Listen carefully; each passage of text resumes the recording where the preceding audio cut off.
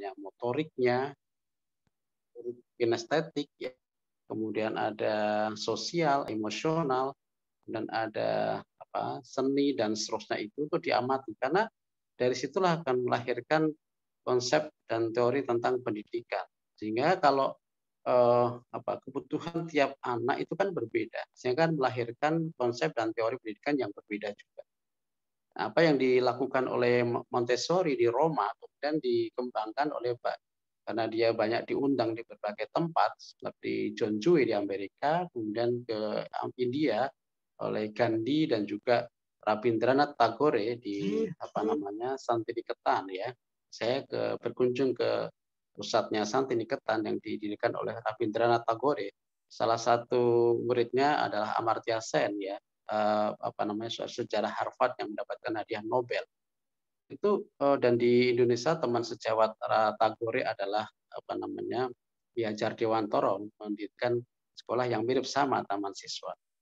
Ini tentang praktek pendidikan itu akan selalu berubah dari satu waktu ke waktu yang lain, bahkan antara satu tempat dengan tempat lain itu seharusnya berubah. Karena yang dihadapi peserta didiknya berubah, konteks realitas juga berubah atau tidak. Karena itu seharusnya menghasilkan yang berubah. Itu yang saya sebut dengan indigenous theory of learning. Teori pendidikan indigenous itu yang berbasis pada konteks lokalitas. Kalau dalam konteks kurikulum itu agak ya bukan secara substansial, ya, itu ke kurikulum KTSP, ya, kurikulum tingkat satuan pendidikan. Jadi kalau ada 10 satuan pendidikan ada 10 praktek pendidikan meskipun sama level. Itu yang berbeda. Bahkan ekstrimnya penerapan teori ini adalah individual differences. Satu anak dengan anak lain akan menghasilkan konsep dan teori yang berbeda. Nah, ini saya kira tentang mata kuliah ini penting, ya, untuk Anda semuanya menjadi bukan hanya praktisi, ya, tapi juga kalau bisa peneliti dan pengkaji atau menghasilkan teori-teori dalam pendidikan, dan itu memang harus diperbanyak, ya, pembacaan secara kritis, baik secara ayat-ayat kauniyah dan ayat kauniyah. Oke, pengantar saya singkat itu. Sebelum saya lanjutkan, ada yang mau komentar, silakan.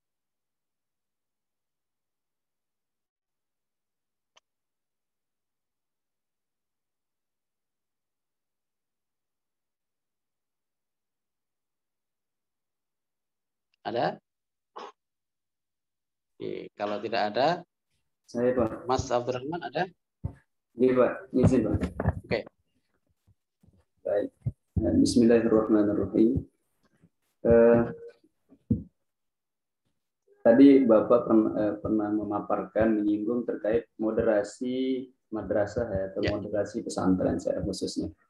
Saya ingin bertanya, ya, hal yang sifatnya masih fundamental saja Pak, terkait bagaimana progresivitas atau reformasi dari pondok pesantren, khususnya yang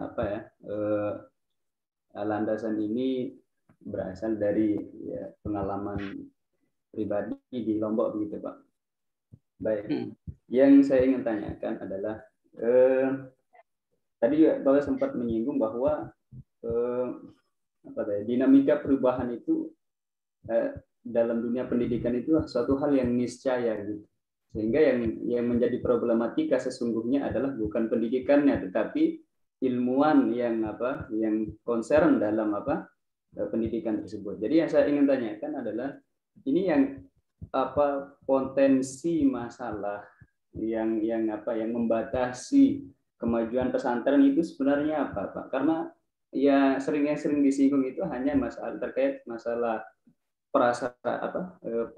sarana prasarana, atau dengan kata lain dana Pak. Jadi sebenarnya apa kebijakan dari pendidikan, pemegang kebijakan itu atau apa Pak? Oke, baik. Terima kasih Mas Abdurrahman. Saya ngecas dulu tapi sambil chat.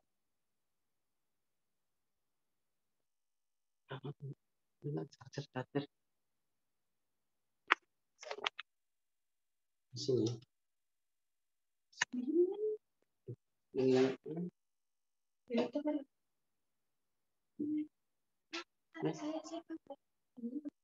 Oke, sambil menunggu saya beralih ke ini laptop, tapi ini bisa sambil saya jelaskan, mudah-mudahan baterainya cukup ya, karena ini tadi digunakan terus. Baik, terima kasih Mas Abdurrahman. Ya, saya dalam konteks peta pendidikan tentang problem ya, itu saya coba untuk bagi dalam dua wilayah besar, yaitu wilayah hulu dan hilir ya. Hulu itu lebih bersifat esensial ya, ibaratnya sumbernya ya, filosofi, paradigma, perspektif ya, hakikat itu apa namanya yang nanti terkait dengan seluruh dimensi pendidikan. Sementara wilayah hilir bersifat pinggiran, kemudian periferi, kemudian berupa apa ya, yang bersifat implementasi, aplikasi, administrasi, struktur ya. Oke. Nah, selama ini persoalan pendidikan itu lebih banyak fokus pada wilayah yang kedua, yaitu wilayah hilir. Ya. Wilayah hilir itu sebenarnya wilayah implementasi saja. Misalnya tadi dicontohkan Mas Abdurrahman tadi tentang sumber daya manusia, kemudian infrastruktur, fasilitas, dokumen kurikulum, kemudian juga gedung, mungkin juga struktur manajemen, mungkin juga bagian dari keuangan, ya. Itu adalah wilayah yang hilir sebenarnya. Nah, selama ini kita banyak ya disibukkan atau lebih menyoroti wilayah hilir ini. Sebagai contoh ya, ketika ada pergantian menteri, komentar kita langsung ganti menteri, ganti kurikulum. Sebenarnya komentar ini adalah komentar yang lebih menyoroti pada wilayah hilir daripada hulu. Ya. Mengapa? Karena lebih melihat pada perubahan yang bersifat struktur, misalnya kurikulumnya ganti, kemudian kebijakan tentang guru juga berubah dan seterusnya. Di kebijakan, program, kemudian personel sampai praktis itu sebenarnya adalah wilayah hilir.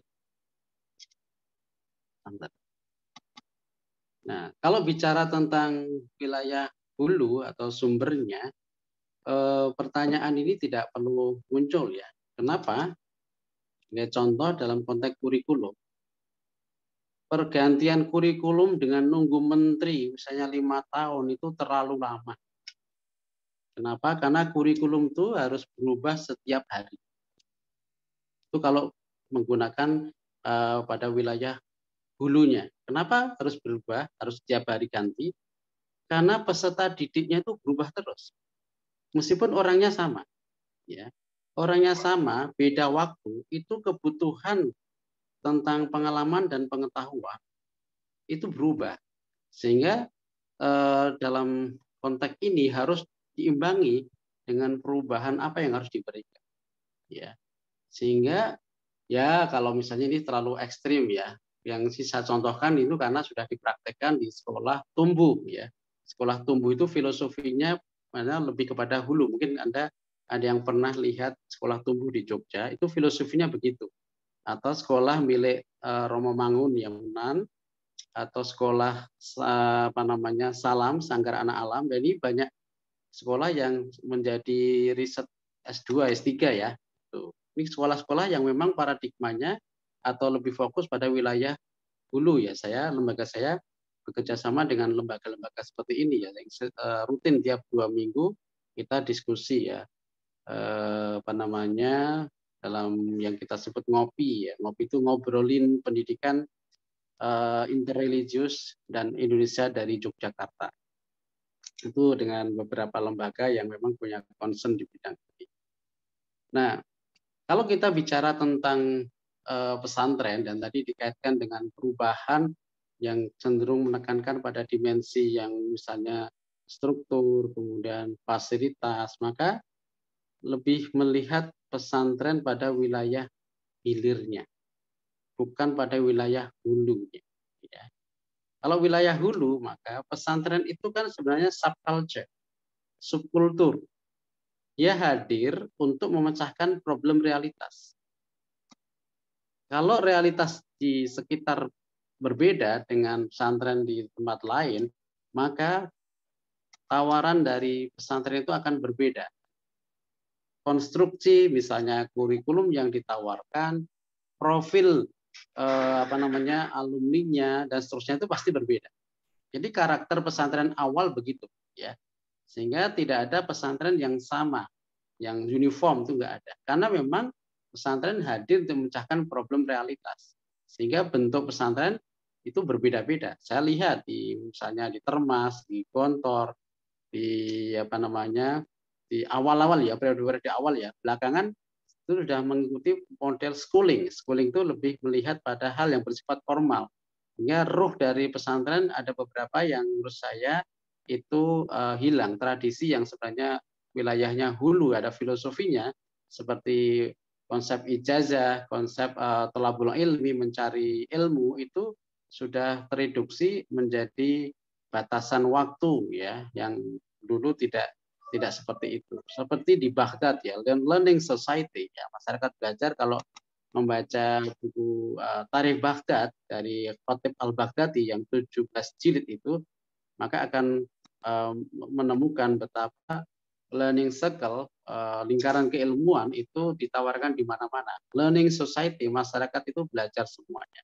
Dan ini yang kayaknya perkembangan di pesantren era sekarang itu beda dengan ruh dari pesantren era lama ya. Nah, saya kira itu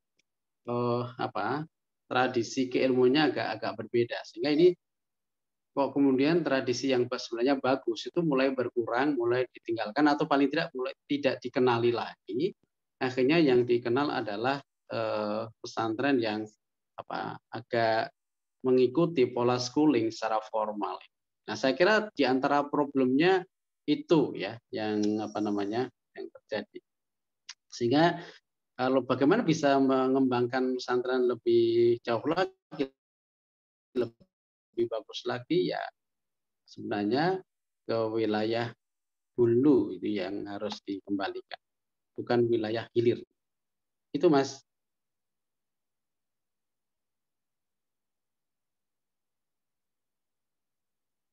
Ada lagi?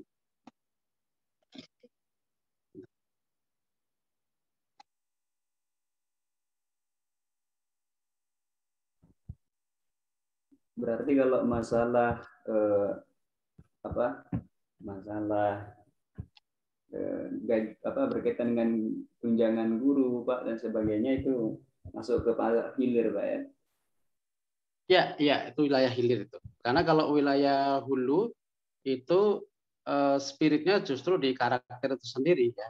Dari saya mendampingi banyak sekolah atau madrasah ya, ada guru-guru yang gajinya itu per bulan ada yang 100.000 ya.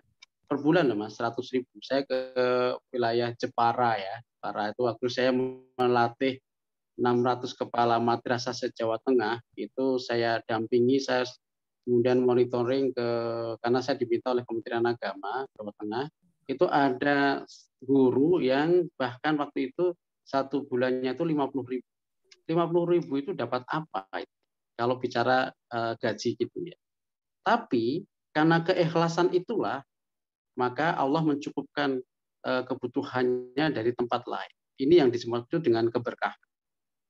Nah, justru kiai-kiai dulu itu sisi keberkahan itu sangat tampak, keikhlasan itu bermula dari isi keikhlasan itu yang terjadi. Nah, sekarang paradigmanya itu lebih kepada teachingnya, bukan touchingnya, ya. Lebih kepada mengajar, transfer of knowledge, bukan touching. Touching itu menyentuh. Ya. Menyentuh itu berarti bagaimana bisa lebih kalau dalam filosofi itu, the heart of education is education of the heart and from the heart. Inti pendidikan adalah pendidikan hati dan dari hati. Nah, itu yang mulai ditinggalkan. Sehingga wajar kalau Renal Kasali itu mengatakan kalau guru ada dua tipe pendidik ya. Kalau dalam bukunya Let's Change itu guru yang masuk kategori guru inspiratif itu hanya 1%, dan guru kurikulum itu ada 99%. Guru inspiratif adalah guru yang spirit menjadi guru karena calling, karena sebuah panggilan hati. Sementara guru yang dari guru kurikulum adalah yang lebih menekankan pada wilayah kemampuan. Oke, saya coba mudah-mudahan ini dengar nggak nih ya suara saya? Saya coba pindahkan. Oke, jadi itu Mas Mas Abdurrahman ya. Saya juga punya banyak lembaga pendidikan ya. Ada lebih dari 18 lembaga pendidikan ya. Jadi pengalaman itu mulai dari merintisnya, mulai dari guru yang kita kasih dari 100.000 ya, ada yang kemudian berkembang sampai ada yang jutaan dan seterusnya itu ya. Itu tentu prosesnya panjang, tetapi spirit dari dalam itu lebih penting. Jadi kalau pendidik itu lebih berorientasi saya dapat apa, bukan apa yang saya berikan, maka biasanya tidak akan banyak berkembang. Itu Mas. Ya. Baik Pak, terima kasih. Oke. Berikutnya silakan kalau ada.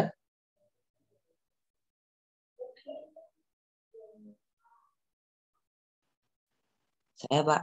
Oke, silakan Mas Maulana. Kalau menurut Bapak itu yang kan Kemendikbud sekarang kan mencanangkan sekolah Merdeka Belajar itu yang dibawakan oleh Najla Shihab. Nah, menurut Bapak itu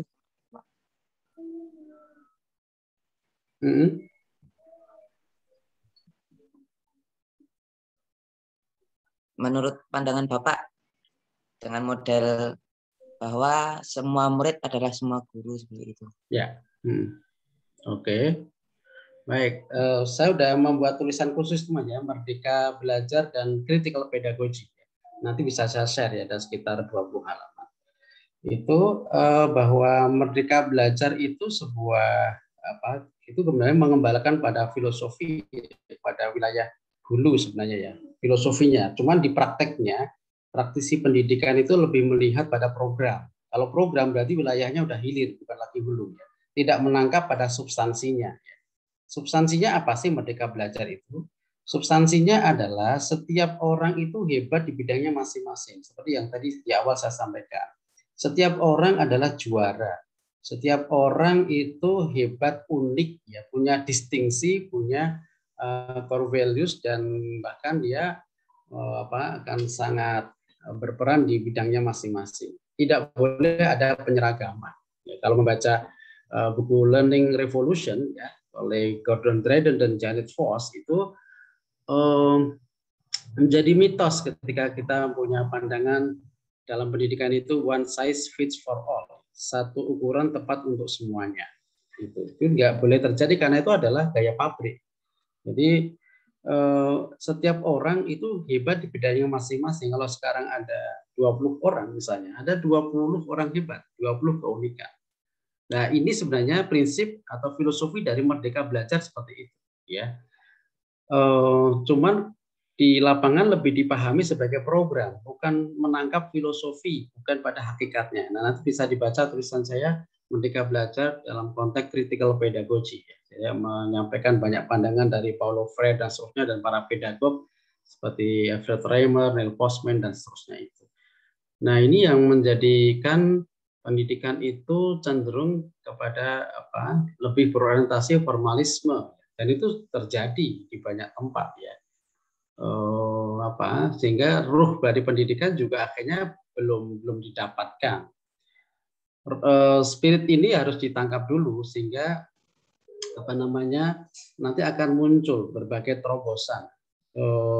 Jadi setiap orang itu diberikan keleluasaan untuk menjadi dirinya sendiri. Tadi di awal saya kasih ilustrasi bahwa yang paling ideal itu ya pendekatan itu secara personal, yang paling ideal.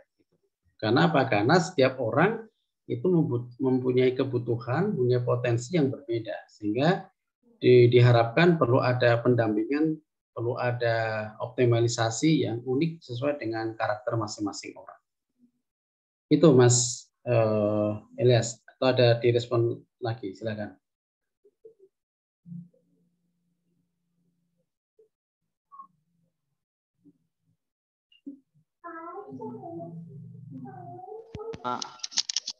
Oke, silakan Mas Kemar.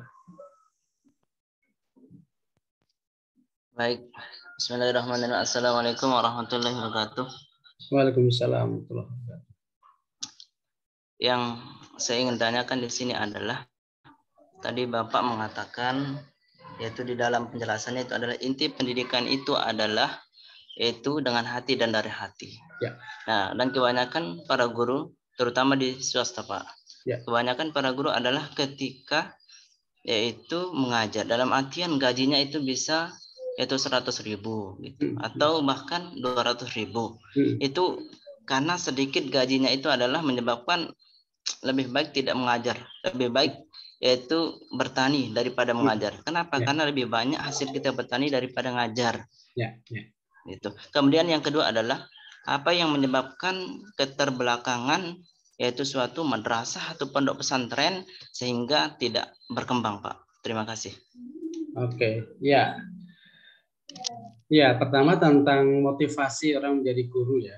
Ya, di banyak tempat ya, banyak tempat. Ya, kenapa ya? Karena saya sering wawancara pada orang-orang yang akan mendaftar di sekolah saya ya. Guru-guru itu tiap tahun kan buka peluang pekerjaan itu ya. Itu wawancara itu saya lakukan itu tentang motivasi mereka menjadi guru itu sebenarnya apa ya. Nah, harus diakui bahwa menjadi guru itu adalah tidak semua pilihan pertama, tapi pilihan nomor kesekian setelah tidak diterima di di profesi yang lain itu. Nah, ini tentu tidak bisa disalahkan ya, karena kondisinya seperti itu. Artinya ada orang yang memang punya motivasi ingin mendapatkan ya, bahasanya itu mendapatkan penghidupan dari sisi itu. Nah, tetapi kalau ditanya tentang bagaimana impact atau dampak dari motivasi tersebut, itu tentu berbeda. Orang yang ingin mendapatkan sesuatu dengan orang yang ingin memberikan sesuatu, pasti hasilnya berbeda. Ya. Kalau ingin mendapatkan sesuatu, maka ya dia, kalau dalam bahasanya motivasi kerja, itu ada tingkatan job, ada tingkatan karir, dan ada tingkatan calling. Kalau job itu orang yang menekuni satu profesi, misalnya guru, itu karena tuntutan di luar dirinya. Karena SK, karena jadwal, karena kewajiban, karena reward and punishment, ya. Jadi lebih banyak ditentukan oleh di luar diri. Dan tipe orang yang memenuhi pekerjaan model seperti ini bisa dipastikan tidak bahagia. Ya. Karena dia melakukan sesuatu di luar dirinya. Jadi ketika tiap hari itu mungkin mengeluh terus. Ketika mendapatkan satu misalnya menghadapi peserta didik itu kadang kalau tidak jadwalnya, kalau bukan karena tugasnya, maka dia tidak mau sebenarnya. Nah, yang kedua adalah karir.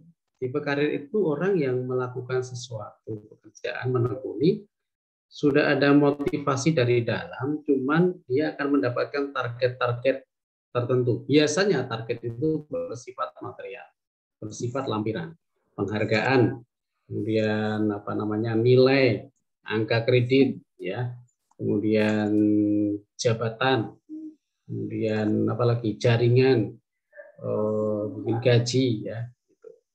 Nah, tipe yang kedua ini dia akan berhasil, cuman belum tentu bahagia.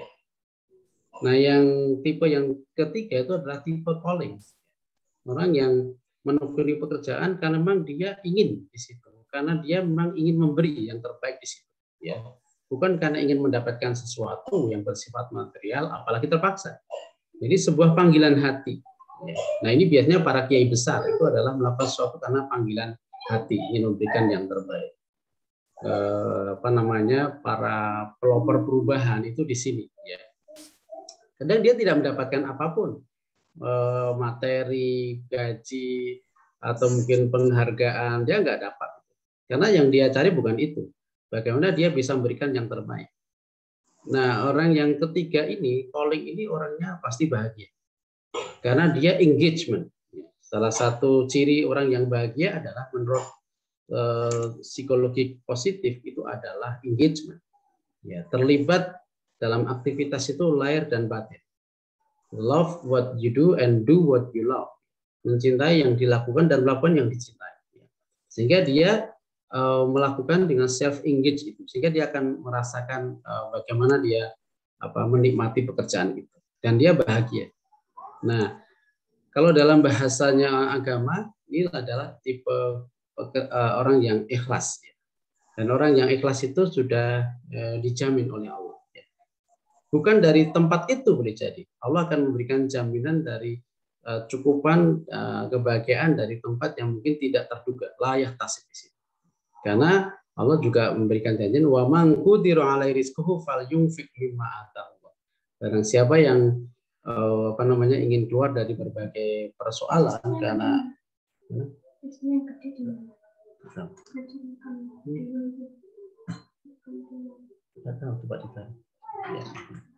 ya, jadi kalau orang yang mendapatkan jalan buntu dari persoalan, mungkin idenya nggak muncul, ya, maka memberi.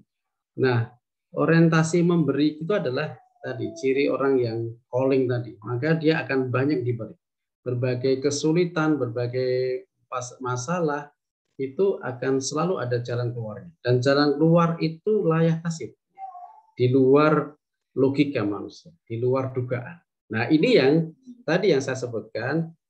Ada yang gajinya 50-100 ribu itu dapat apa itu? Tapi kok bisa menguliahkan anak-anaknya itu dari mana? Pasti tidak dari sekolah itu, pasti itu. 100 ribu itu dipakai untuk beli lauk aja 1 bulan kurang. Tapi yang menguliahkan anaknya itu dari mana? Nah, itu rezeki itulah rahasia Allah. Dari mana? Ya kita nggak tahu karena rezeki adalah rahasia dari Allah. Nah, inilah sebenarnya tipe calling itu di situ. Nah, memang ini menjadi persoalan ya, karena di tengah banyak era sekarang itu memang orientasi saya dapat apa itu cukup dominan, termasuk di dunia pendidikan. Kenapa ya, saya karena mendampingi di banyak sekolah ya sampai sekarang itu. Yang kedua adalah kenapa tidak maju? Ya kalau saya tadi di awal menyampaikan lebih kepada orientasi hilir tadi lebih dominan daripada hulunya. Tentu ini tergantung pada masing-masing tempat ya. Ya tempat itu pasti berbeda konteksnya. Kalau di dalam tradisi pesantren biasanya itu yang pendirinya itu mempunyai tingkat callingnya itu lebih tinggi daripada penggantinya. Rata-rata pesantren itu ada persoalan setelah generasi pertama tidak ada. Jadi pergantian atau regenerasi kedua itu ada persoalan. Ya. Terlebih jika kiai itu mempunyai lebih dari satu istri, misalnya ada persoalan, ya, gitu. Tentang siapa yang akan menggantikan, siapa yang akan menjadi kiai utamanya dan seperti itu.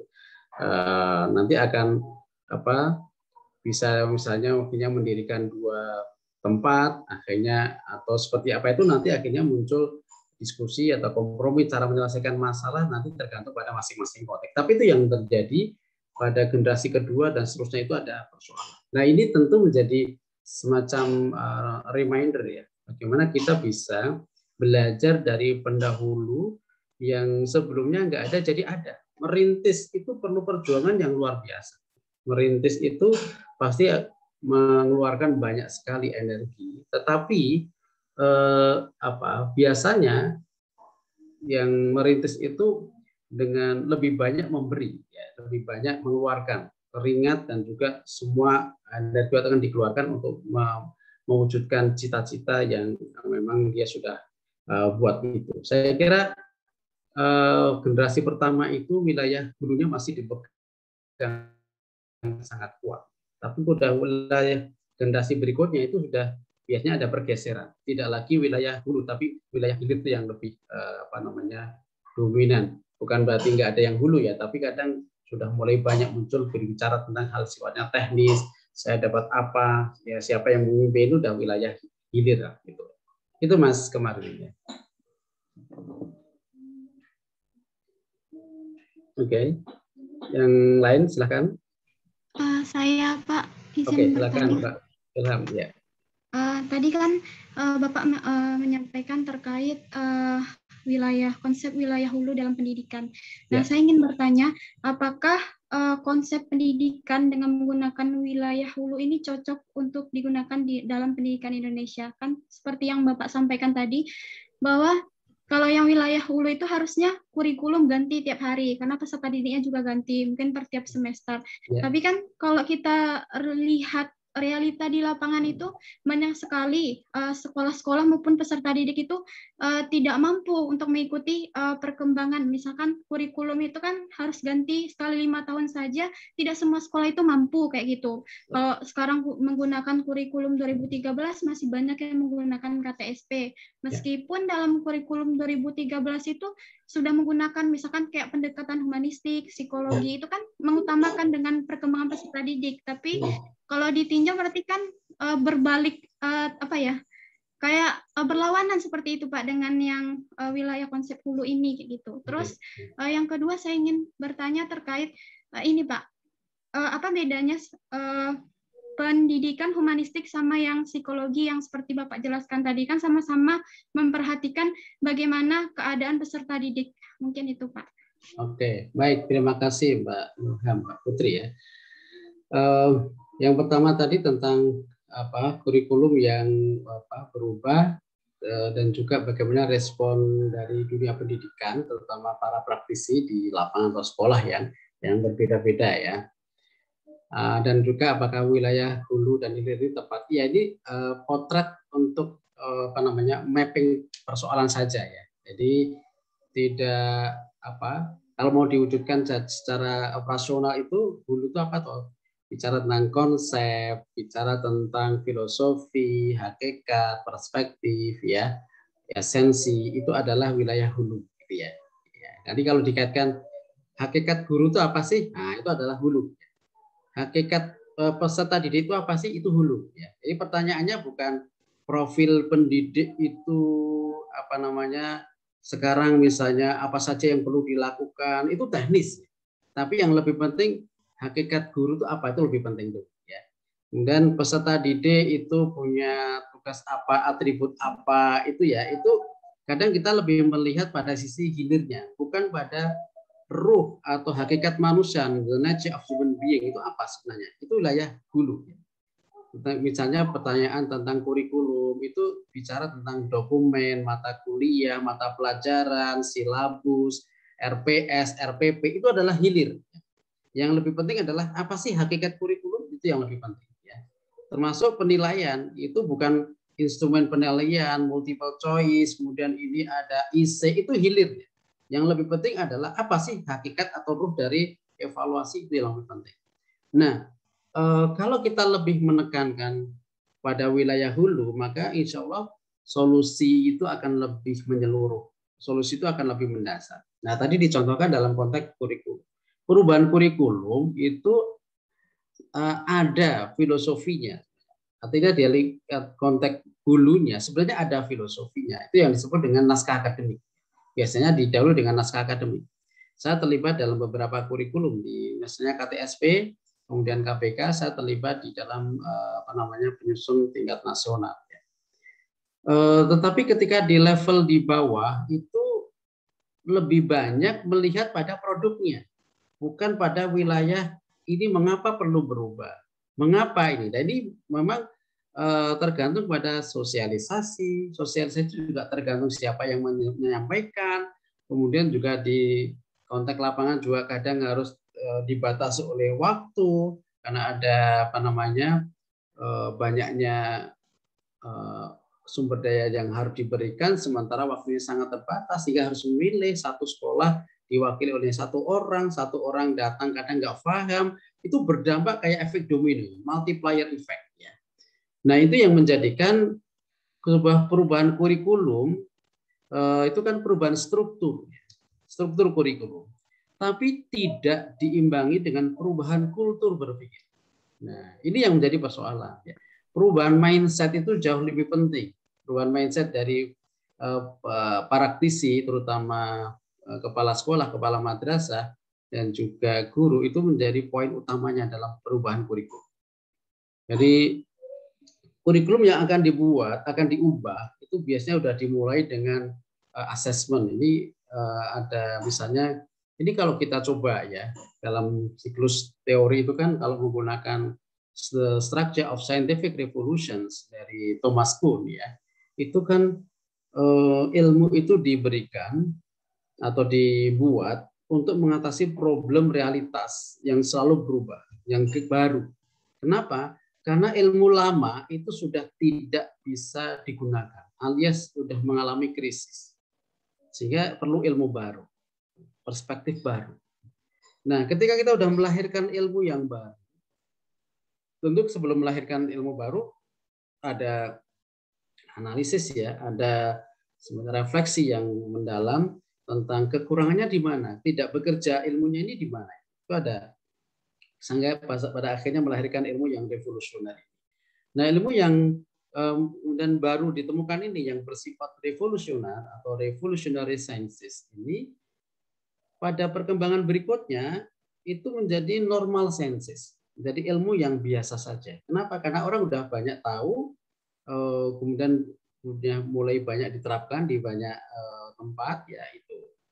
Nah, pada perkembangan berikutnya tidak hanya menjadi normal sciences, bahkan di ilmu yang awalnya revolusioner tadi itu sudah muncul anomali, ya, sudah muncul titik kelemahan, sudah ada cacat, ya, bahasanya cacat atau kekurangan.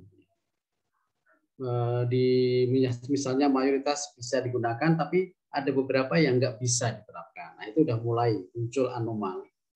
Pada perkembangan berikutnya, itu tidak hanya 1-2 anomali itu, banyak sekali anomali. Itu yang kemudian muncul krisis ilmu. Karena ada muncul krisis ilmu, maka perlu ilmu revolusioner yang baru. Itu kalau kita bicara epistemologi ilmu seperti itu. Sehingga ilmu itu memang harus dinamis, harus bekerja secara terus-menerus, diupdate dan terus-menerus itu. Nah, kurikulum juga seperti itu. Ya, kurikulum itu seharusnya terus diupdate. Nah, pertanyaannya berapa lama? Apakah nunggu 5 tahun, apa bahkan 10 tahun, atau tiap hari? Nah, itu tadi cara filosofinya. Kalau menurut Muhammad Iqbal ya tiap hari itu harus diupdate kurikulum. Karena peserta didiknya tiap hari menghadapi situasi yang baru dan berbeda. Nah, pertanyaannya apakah bisa dilakukan? Nah, ini kembali kepada tipologi pendidik yang tadi, yang mayoritas memang pada guru atau pendidik yang formal atau yang tipe kurikulum, sehingga lebih yang terbebani oleh hal yang bersifat administrasi, kurang terbiasa dengan berpikir yang bersifat filosofis atau yang esensial, yang perspektif tadi kurang biasa. Dan ini tentu menjadi pekerjaan bersama ya, tidak bisa menyerahkan atau bahkan menyalahkan satu dengan yang lain, nggak bisa. Ini bagaimana bersama-sama untuk meng-cut vicious circle ini ya, lingkaran setan ini menjadi virtuous circle, menjadi lingkaran kebajikan. Bagaimana kita bisa menghadirkan satu titik yang positif sehingga akan melahirkan hal yang positif di tempat yang lain. Ini yang harus dilakukan tentang kurikulum. Jadi KTSP yang saya mendampingi itu sudah bagus, filosofinya bagus ya. Setiap satuan pendidikan itu punya treatment sendiri, karena peserta didik tiap tempat berbeda ya. Itu kan sebenarnya konstruktivisme ya. Itu kemudian ya tadi yang disampaikan humanistik itu di situ, memanusiakan manusia. Ini bukan behavioristik. Behavioristik itu kan ada stimulus and response yang seakan-akan orang itu tidak punya dianggap tidak punya pengalaman dan pengetahuan. Mirip dengan paradigmanya itu adalah pedagogi. bukan andragogy, apalagi zutagogy. Nah, saya kira itu pengalaman tentang pemberlakuan kurikulum di Indonesia tidak maksimal pelaksananya karena mayoritas melihat dari sisi hilirnya ketimbang hulunya, sehingga di lapangan itu filosofi atau ada latar belakang ya, atau bahasa saya tadi adalah naskah akademiknya itu sebenarnya sudah ada, tapi kurang ditangkap sepenuhnya. Yang lebih ditekankan adalah sisi produk dari kurikulum. Apa itu? Mata pelajaran, SKS, apalagi RPP, silabus, ya itu yang lebih ditekankan, sehingga muncul fenomena copy paste. Ya. Jadi satu tempat ngopi tempat lain padahal tidak tepat diterapkan di tempat yang bersangkutan. Ini terjadi sehingga tidak lagi humanistik tadi, tidak lagi bertolak pada keunikan peserta didik yang dihadapi. Itu yang terkait dengan kurikulum tadi. Yang kedua tadi terkait apa tadi Mbak ya? Itu Pak, pendidikan humanistik yang sama yang Bapak jelaskan tadi. Oke. Ya. Dalam penerapan pendidikan itu memang menurut banyak perspektif yang digunakan itu seharusnya banyak ya. Jadi pentingnya pendidikan itu melibatkan sudut pandang yang lain. Ya. Perspektif sejarah penting, perspektif psikologi penting, perspektif sosiologi penting, antropologi penting, fenomenologi penting, dan sebagainya itu sangat jadi multidisipliner, apalagi kan pendidikan itu kan termasuk social sciences ya, jadi dia harus melibatkan disiplin ilmu yang lain. Nah, dalam konteks psikologi itu yang lebih dominan belakangan itu adalah yang humanistik. Bahkan yang kalau belakangan lagi yang paling aliran psikologi yang terbaru itu adalah positive psychology yang dilontarkan oleh Martin Seligman ya, dalam bukunya Beyond Authentic Happiness. Jadi melebihi kebahagiaan otentik. Jadi sebenarnya tujuan pendidikan itu kan untuk mendapatkan kebahagiaan. Nah, psikologi positif itu sebenarnya menjadi poin penting, tapi ini belum banyak dikembangkan, Mbak. Karena itu aliran baru ya. Mungkin juga belum banyak zaman kuliah. Di lembaga saya akan mengadakan short course tentang bagaimana menjadi bahagia otentik ya. Tapi waktunya sedang kita komunikasikan dengan beberapa teman sebagai narasumbernya. Dan kita sudah kontak dengan Ketua Yayasan Indonesia Bahagia. Kemudian juga saya juga sudah kontak Ustadz Wijayanto yang ya banyak dan juga sebagai trainer trainer tentang bagaimana melatih di banyak BUMN terutama sumber daya manusianya, dan juga ada beberapa orang yang mempunyai komitmen atau mempunyai perhatian dalam bidang pendidikan yang membahagiakan itu. Nah, itu aliran yang psikologi yang terbaru itu belum banyak diadopsi, belum banyak digunakan. Jadi saya yang lebih sebut tadi adalah psikologi yang bisa menghadirkan orang itu lebih bahagia. Itu seharusnya diadopsi di dunia pendidikan. Tapi dalam pendampingan yang saya berikan di Jogja itu ada madrasah berbasis kebahagiaan. Itu bagus sekali. Dan di madrasah ini ya, Masimba namanya ya, Madrasah Sanawiyah 9 ya, dekat di belakang JEC agak ke timur ya. Nanti Anda bisa lihat ke sana. Itu punya filosofi bahwa kalau di madrasah itu siswanya bahagia, maka akan melahirkan banyak prestasi. Dan prestasinya sangat banyak ya di era pandemi ini saja. Itu tidak hanya prestasi nasional tapi juga prestasi internasional. Artinya melalui dunia maya atau virtual itu selalu mengikuti berbagai aktivitas atau event bukan hanya nasional tapi internasional. Kenapa? Karena kebahagiaan itu akan melahirkan banyak terobosan-terobosan yang baik. Nah, itu belum banyak ya lembaga pendidikan yang concern tentang psikologi ya, aliran yang terakhir ini. Ya. Kalau yang Maslow ya, psikologi humanistik ya, Maslow dan kawan-kawan itu kan sudah banyak lah dikembangkan itu. Sebelumnya kan behavioristik ya, stimulus and response itu tentang meskipun sampai sekarang masih dikembangkan juga ya dengan pendekatan drill ya, orang itu kalau latihan tiap hari terus-menerus maka akan bisa, itu adalah sebenarnya aliran behavioristik ya, bukan humanistik. Saya kira itu Mbak ya, Mbak Putri. Itu Pak, berarti yang di belakang JSC itu udah pakai psikologi positif gitu ya Pak? Kalau yang madrasah Iya, itu. iya, tetapi masih proses itu kan sebenarnya rebranding ya, karena ada kepala sekolah yang baru, kepala madrasah ya. Kepala madrasah itu kan menjadi guru berprestasi tingkat nasional waktu di Lampung tahun 2019. Kemudian dia diangkat menjadi kepala sekolah baru, akhirnya dia rebranding madrasah itu dengan madrasah yang berbasis nilai kebahagiaan. Nah, itu kemudian saya diminta untuk mendampingi beberapa kali, saya latih dengan psikologi positif ini, positif psikologi tentang pentingnya kebahagiaan. Nanti bisa saya share ya tulisan saya itu tentang happiness based education ya, pendidikan berbasis kebahagiaan. Nah, saya kira ini menjadi poin penting ya, karena tujuan pendidikan pada hakikatnya adalah untuk mendapatkan kebahagiaan. Jadi kalau tujuan pendidikan itu adalah sa'adah fid dunya wal akhirah, mendapatkan kebahagiaan dunia dan akhirat. Jadi semua proses sebenarnya diarahkan ke sana. Ya, cuman ini karena sebagai madrasah yang rebranding ya, perlu pendampingan, tetapi saya melihat sudah cukup konsisten karena mulai dari gurunya dan kepala sekolahnya, murid-muridnya sudah selalu ada induksi tentang pentingnya kebahagiaan, bahwa kebahagiaan itu bukan dibicarakan, kebahagiaan itu harus diimplementasikan, harus dihidupkan, sehingga orang tidak cukup banyak konsep apa itu bahagia, tapi bagaimana menjadi bahagia, itu yang penting. Itu ya Mbak Putri ya. Terima kasih Pak. Oke, baik. Ini udah jam 2.50, berarti Anda udah masuk ke jam berikutnya ya? Oke Pak, ada dosen. Oke, baik. Jadi untuk sementara ini dulu.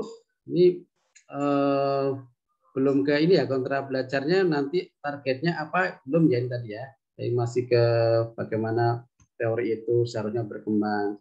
Nah, ini kalau di tempat lain, artinya di prodi lain, di kelas lain itu bermacam-macam ya. Tapi saya memang menekankan pada produk, bisa berupa artikel di jurnal atau juga buku ya. Nah, saya ikut saja di kelas ini akan menghasilkan buku tentang teori pendidikan atau akan artikel di jurnal. Saya nanti kesepakatan kelasnya seperti apa nanti dibicarakan internal, tapi saya menekankan pada produk.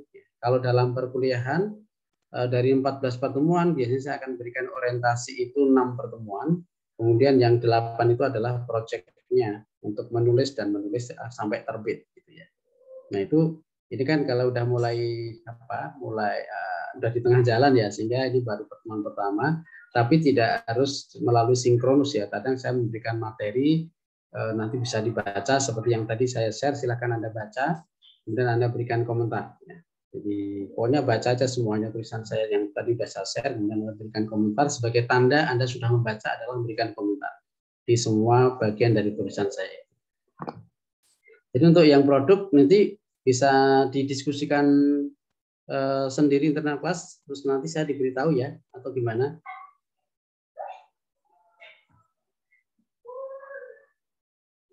Ketua kelasnya siapa di sini? Koordinatornya? Mas Muiz, Pak. Mas Muiz. Gimana Mas Muiz? Bukan saya, Pak. Mas Gufron, Pak. Mas Gufron, bukan saya. Mas Gufron. Oke. Gimana Mas Gufron? Itu Pak yang ganteng, Pak. Gimana Pak? Iya. Ini mau dibicarakan nanti internal, kan produk ya. Mau milih yang artikel jurnal, yang nanti submitnya adalah sebelum ujian akhir semester, itu, atau buku-buku yang ber-ISBN tentang teori pendidikan.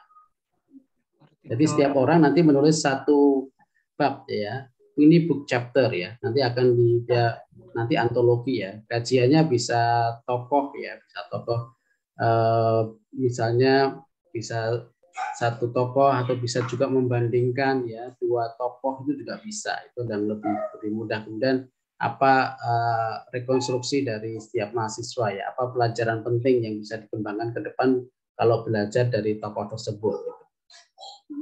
Gimana Mas Gibran? Artikel saja Pak, artikel jurnal saja Pak. Oke, ya. Nanti selanjutnya nanti baru diskusikan sama teman-teman juga. Oke. Semuanya setuju artikel ya? Gimana teman-teman? Artikel atau buku nih? Artikel Pak, siap, setuju. Oke. Mas Gibran, yang lain? Ayo Iya, bersuara Pak. yang lain. Artikel, oke. Bisa ketik di chat. Oke, nanti di grup ya, di grup. Iya, nanti di grup. Silakan diinformasikan. Sementara artikel pilihannya, dia nanti segera mencari atau nanti kita bisa diskusikan pada pertemuan berikutnya ya. Terima kasih, semoga semuanya sehat, selalu bahagia dan terutama untuk membaca untuk teori-teori pembelajaran atau pendidikan itu banyak sekali yang tidak akan mungkin bisa disampaikan dalam setiap pertemuan. Sekarang sudah bisa diakses dengan berbagai media. Orientasi pertemuan seperti ini bukan membicarakan secara materi khusus gitu, tapi merefleksikan, mendiskusikan berbagai hal. Sehingga itu yang lebih penting, kebiasaan merefleksikan tentang apa yang kita alami dan baca itu akan melahirkan berbagai inspirasi dan juga ide-ide yang besar untuk dikembangkan ke depan. Saya kira itu lebih penting daripada menghafal sebanyak materi, tapi kira direfleksikan.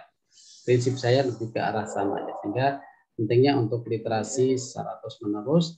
Dan kata Stephen Covey, reading without reflecting is like eating without digesting. Membaca tanpa melakukan refleksi sama dengan makan tanpa dicerna.